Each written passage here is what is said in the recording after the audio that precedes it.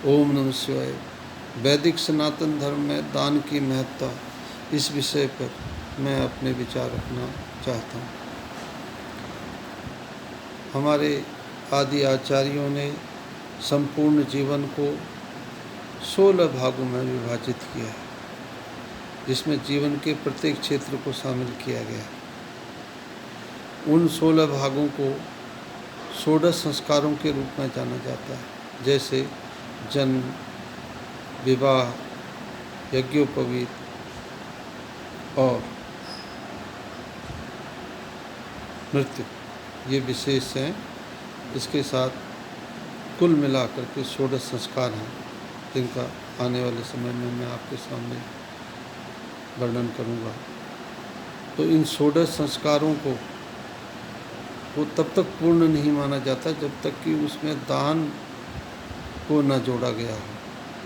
अर्थात सनातन धर्म के अनुसार जीवन के प्रत्येक उत्सव, प्रत्येक कर्म, प्रत्येक संस्कार में दान को जोड़ा गया है।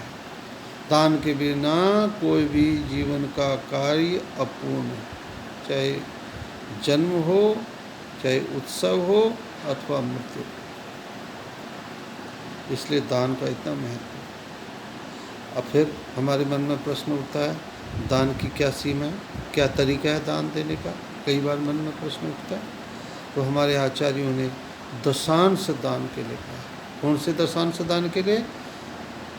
जैसे आपने 100 रुपया कमाया, 100 रुपये में से आपने 90 रुपया अपने जीवनी क्षेत्र में बच्चों की पढ़ाई लिखाई, वस्त्र आदि, रिश्तेदार नातेदार, बहन बेटियां, उनकी सेवा में लगा दिया। उसके बाद आपके पास 10 रुपया जमा पूंजी बची, और 10 रुपये में से जो 1 रुपया है उसका दशांश, बचत में से दशांश जो है वो धर्म का है।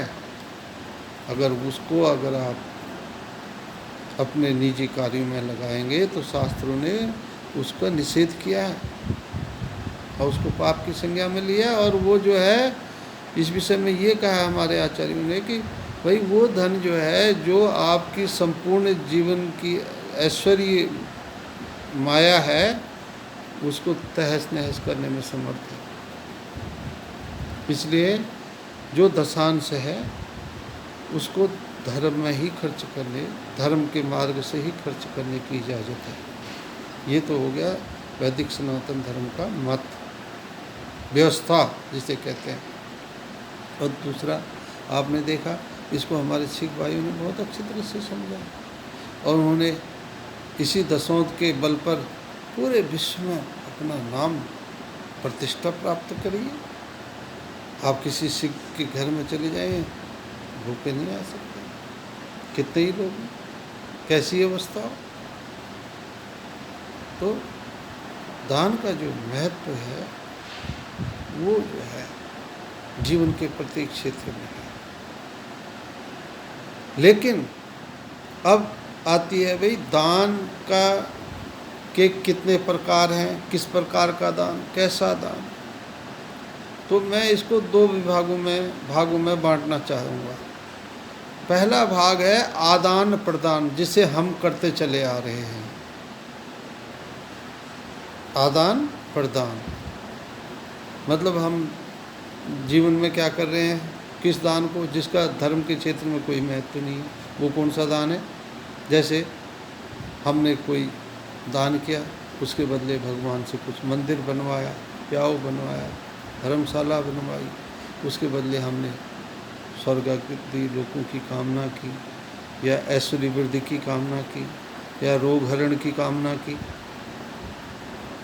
या कोई और मनोकामना की पूर्ति के लिए दान किया। वो दान नहीं है, वो आदान प्रदान है। उसका महत्व उस वस्तु की प्राप्ति तक ही है। परमात्मा के लेखे में, पुण्य की श्रेणी में, पुण्य की सूत्री से वो दान बनने वाला नहीं है, याद रखना। और आज जो दान हो रहा है उसका तो और भी घृणित रूप सामने आता है। मैं एक छोटी सी बात से इस बात को आपको बताना चाहता हूँ कि आज मनुष्य किस स्तर का दान कर रहा है। और उसकी सोच किस दिशा में जा रही है, और महादान क्या है वो भी मैं आपको बताना चाहूँगा। एक ये जो आदान प्रदान है इसका स्तर भी कितना गिर चुका है वो मैं आपको बताऊँ। एक छोटी सी कथा से समझें इस बात को। एक सेठ जी व्यापार के लिए विदेश गए और समुद्र के रास्ते बड़ी नौका थी, समुद्री जहाज, उसमें बैठ कर के आ रहे थे। नगर के नज़दीक ही पहुँचे थे कि तूफान आ गया, समुद्र में तूफान आ गया, नौका डगमगाने लगी और तूफान बढ़ता चला गया, नौका तेज़ी से डूबने के कगार पर पहुंच गई। और उस जो विशाल नौका थी उसमें नगर के भी अनेक लोग थे जो सेठ जी को सब जानते थे, और सेठ जी भी धन कमा करके वापस आ रहे थे। अब महाराज सेठ जी ने देखा नौका डगमगा रही है, मृत्यु का भय सताने लगा, और प्रार्थनाएं शुरू हो गई कि प्रभु बचा लीजिए, भोले बाबा बचा लें, संकट आ गया है। पहले प्रसाद से बात चली, प्रसाद चढ़ा दूंगा, नहीं बात बनी, फिर थोड़ा सा और आगे बढ़े, धन संपदा की बात आई, यज्ञ करवा दूंगा, पूजा पाठ करवा दूंगा, ब्राह्मणों को भोजन करवा दूंगा, लेकिन नौका और तेज़ी से डगमगाने लगी।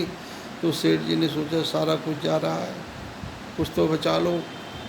तो भगवान से प्रार्थना की, महाराज अब तो मेरे पास एक श्रेष्ठ महल है शहर में, नगर के अंदर, जो सबसे श्रेष्ठ महल है।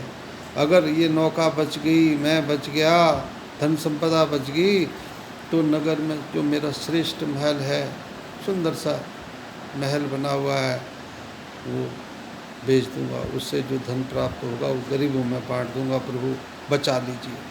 बोले बाबा ने कहा ठीक है। तो तूफान शांत हो गया, नौका किनारे लग गई।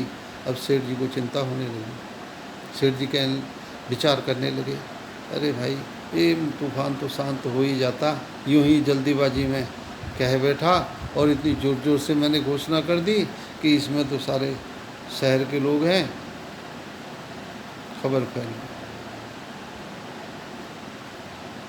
चिंता मग्न थे ही, तो जैसे ही नगर में पहुँचे पूरे शहर में हल्ला मचा हुआ था। सेठ जी ने नगर की जो कोठी है उसको दान देने का संकल्प ले लिया। अब सेठ जी विचार करने लगे कि क्या उपाय किया जाए, कैसे क्या होगा आगे के लिए, कैसे दान किया जाए। 15 दिन लग गए सेठ जी को विचार विमर्श करने में, और सेठ जी विचार विमर्श पूरा हुआ। एक दिन सुबह सुबह सेठ जी ने घोषणा की कि भाई नगर के जितने भी गरीब हैं वो भी एकत्र हो जाएं, आज इस मकान की नीलामी होगी, इससे जो प्राप्त धन होगा वो गरीबों में बांट दिया जाएगा। लोग एकत्र हो गए और बोली लगानी शुरू कर दी। सेठ जी ने कहा भाई देखो, बोली लगाने से पहले मेरी एक शर्त है, मेरी इस कोठी में एक बिल्ली बहुत प्रिय थी मेरी, वो भी इस मकान के साथ, वो मकान को छोड़ना नहीं चाहती, इस मकान के साथ ही उस बिल्ली का भी सौदा होगा। तो उन्होंने कहा ठीक है भाई कर लो, बिल्ली का सौदा कर लो साथ में। तो सेठ जी का सुनो भाई, ये बिल्ली है 10 लाख रुपए की और ये मकान है 1 रुपये का।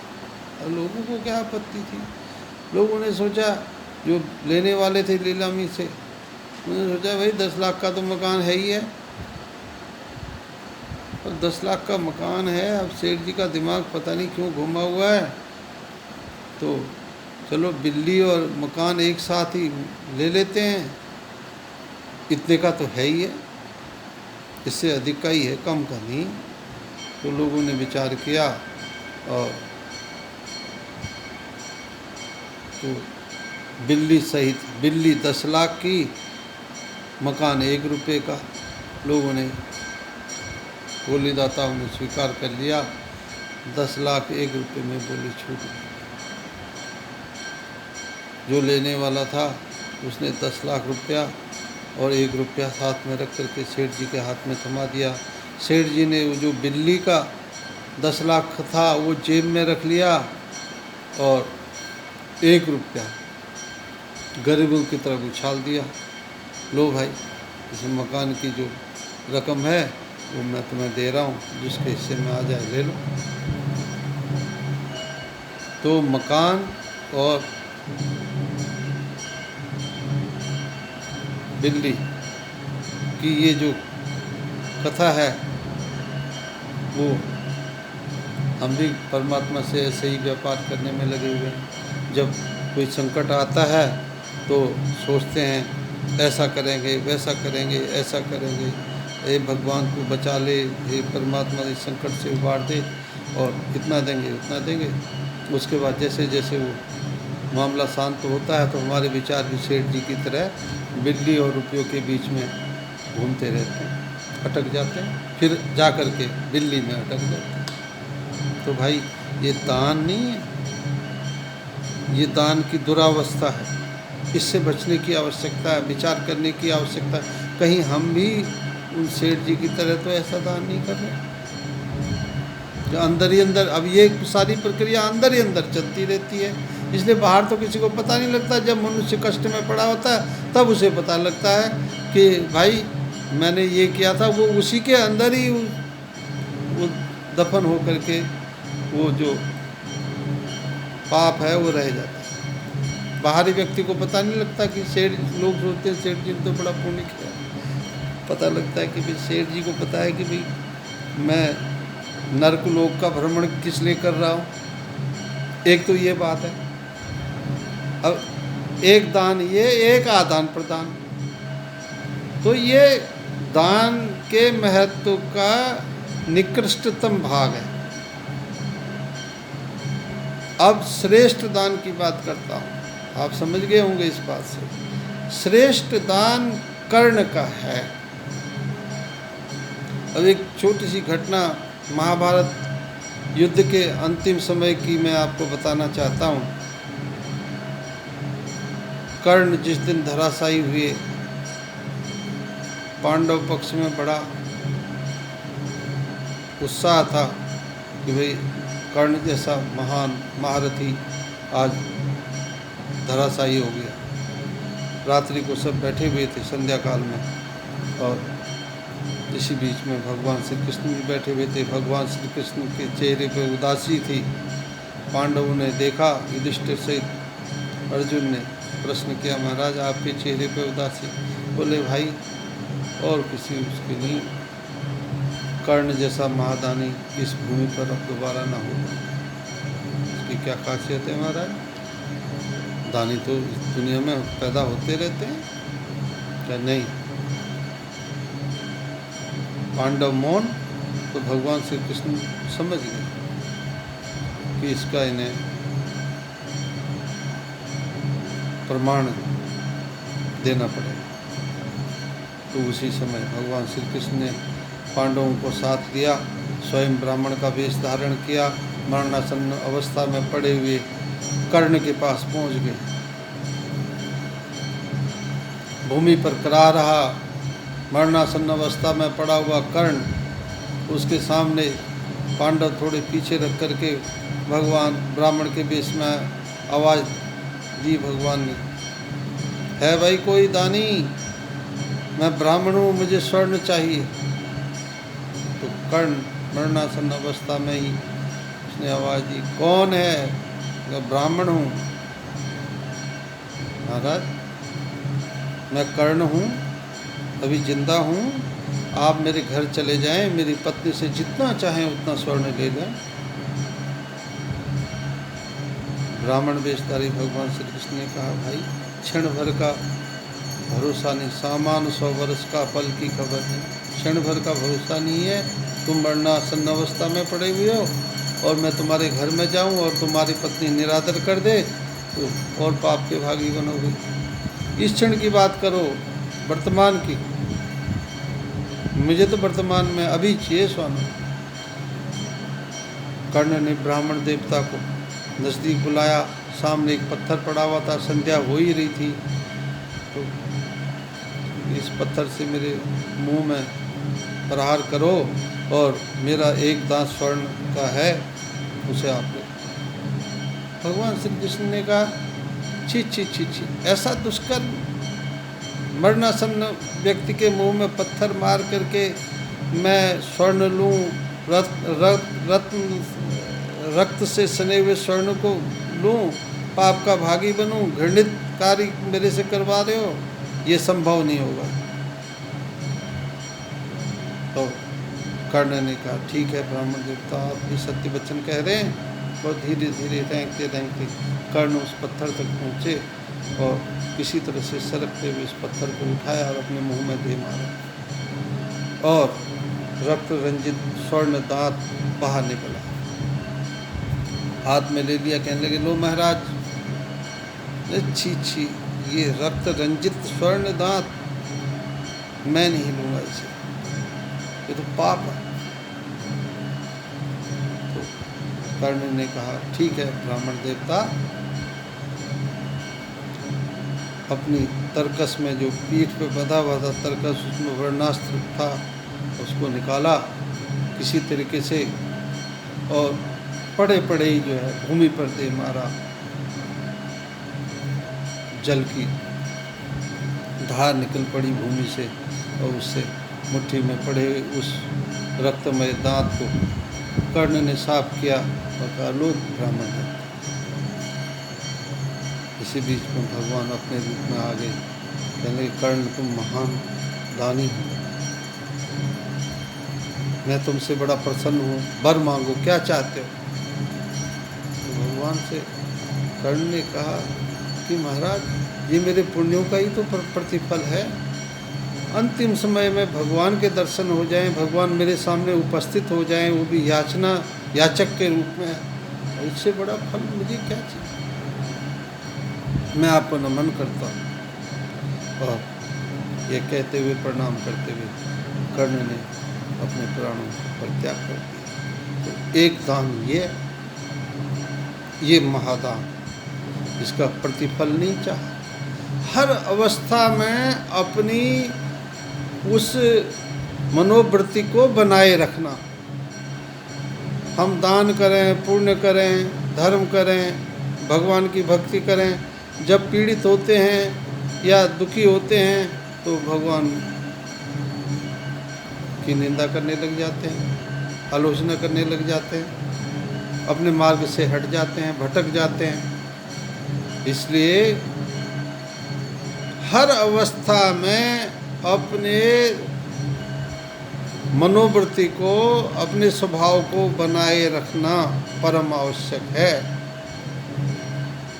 वैसे ही जो ये दान है, ये दान अगर इसमें लेने की भावना है, चाहे वो पुण्य हो, चाहे स्वर्ग हो, चाहे ऐश्वर्य हो, अगर ये भाव छिपा हुआ है तो वो आदान प्रदान है, उसका महत्व उस लेन देन में ही पूरा हो जाता है। अगर आप वास्तव में पुण्य कमाना चाहते हैं तो अर्जुन जैसे, कर्ण जैसे महान दानी बने, जिसका कोई प्रतिफल न चाहे, लेकिन परमात्मा स्वयं उपस्थित होकर के आपके इस पुण्य को स्वीकार करें। धन्यवाद।